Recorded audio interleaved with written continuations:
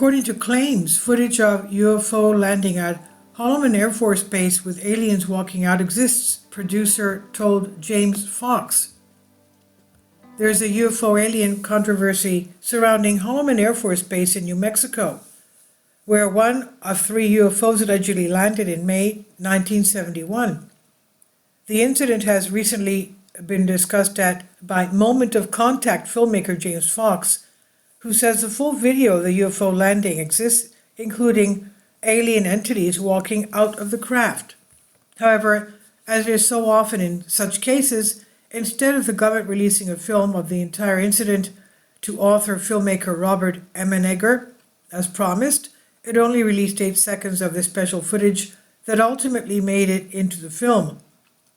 Holloman Air Force Base is the United States Air Force Base established in 1942 and located 6 miles southwest of Central Business District of Alamogordo in New Mexico. The story begins in 1971 when Emenegger and producer-director Alan Sandler were invited by U.S. intelligence to Norton Air Force Base in California to discuss a significant UFO phenomenon that had occurred previously and created a documentary film about it.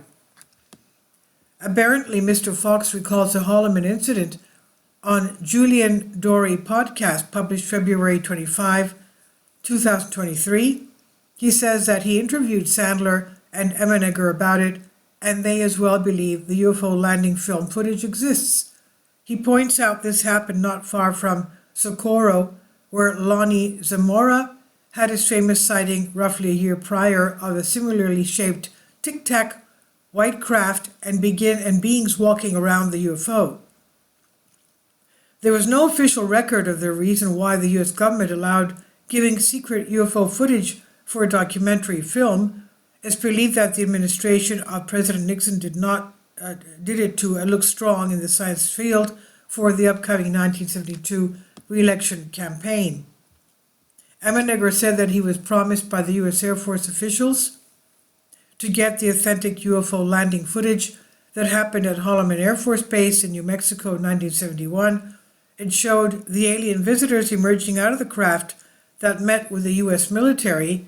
Even though Emenegger was skeptical about it, the Air Force assured him that the footage was authentic.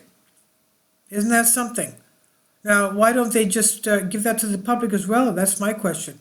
But anyway, going back to this, one of the military's officials named Paul Shartle, who was in charge of the audiovisual department, said in 1988, national television broadcast with Mike Farrell, that he had watched the 16mm film of 3 disc-shaped craft. One of them landed and the others flew away, he said. He said, I saw footage of 3 disc-shaped crafts. One of the crafts landed and the 2 of them went away. It appeared to be in trouble because it oscillated all the way down to the ground. However, it did land on 3 pods. A sliding door opened, a ramp was extended, and out came 3 aliens. They were human-sized. They had an odd gray complexion and a pronounced nose.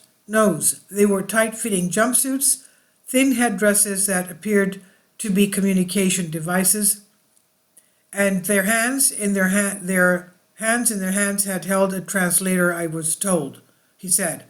Mr. Fox revealed that on the podcast that Alan Sandler told him on the phone call that he had seen 3 discs escorted by military jet. He was not sure of the altitude, but he estimated that they were at roughly 10 to 12,000 feet, Mr. Fox said. He said Paul Shartle, one of the military's officials at Norton Air Force Base, California, who was in charge of the audiovisual department, admitted that he had seen it and that it was not of Earth origin. Sandler told Mr. Fox that 2 of the discs peeled away while one wobbled to the ground. He said it was like a leaf floating down from the sky and it looked like it was in trouble. Mr. Fox said that the wobbling movement was similar to the footage he had seen of a UFO before. He does not think that Alan knew how the UFO hovered. The disc eventually went to the ground. He said, James, just like in science fiction movie, the seamless door opens and out come these beings that have very large noses, slits for mouths, and their eyes were almost like a vertical slit, like a cat's eye, very, very big. They had I, Fox, need to make this abundantly clear to your audience. I'm not saying what's true or what's not, or if it happened, or if it's alien or whatever it is. I'm just telling you what I was told by people who saw it and claimed to have seen it.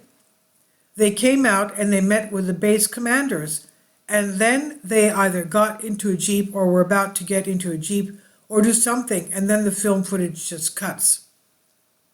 End quote. Emenegger claimed that he personally visited the landing site and inspected the area where the extraterrestrial craft had been stored, and that the US military and the alien visitors had held meetings that lasted for several days. Additionally, Emenegger's production team was granted access to highly classified documents at DoD facilities, and they received assistance from military officials who had expertise in UFO-related matters, such as Colonel William Coleman of Project Blue Book and Colonel George Weinbrenner, who headed foreign technology at Wright-Patterson Air Force Base. Paul Chartle, who showed the footage to Alan Sandler, faced some men in dark suits that showed up from an unknown location and warned him not to speak of the incident. They confiscated the footage, stated that it was not supposed to have happened. Sandler did not inform Emenegger for over 40 years. Emenegger completed extensive research and film production only to feel cheated when the authorization to use real footage was withdrawn. Despite this setback, he went ahead and released his documentary UFOs, Past, Present, and Future, which was nominated for Golden Globe in 1974. The documentary was groundbreaking because it provided information from the Department of Defense, the DoD. The United States Air Force, US Air Force, required Emenegger to add animated footage of the alleged Holloman Air Force landing, a UFO landing, and according to Emenegger, some frames from the original footage were used during the editing stage with US Air Force authorization, which was not entirely missing from the frames. The viewer spotted a genuine bright disk coming down slowly in the distance against the backdrop of Holloman's surrounding landscape. David Cameron, a UFO researcher, shared in an interview that he was involved in confirming that the Pentagon was not covering up UFO sightings. He recounted the story of the Holloman Air Force Base film, where the government allowed producers to use 8 seconds of footage of a landed alien ship in a documentary, but the classified part where an alien got out was removed. Mr. Fox explains that the point of the story is that there is compelling evidence of an event occurring involving an unidentified object, and that there may be film footage of the incident. Despite the existence of this evidence, the story has been overshadowed by other sensational claims, such as a secret meeting between President Eisenhower and aliens. While it is unclear what exactly happened, there is substance to the story and it should not be dismissed outright. However, the addition of other claims has muddied the waters and made it difficult to investigate the case of the president making contact with extraterrestrial life.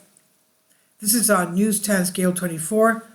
Please leave your comments. Thank you for your support. Support my Patreon account. The daily posts are 5 videos daily, and they are totally different from what I have on my YouTube channel.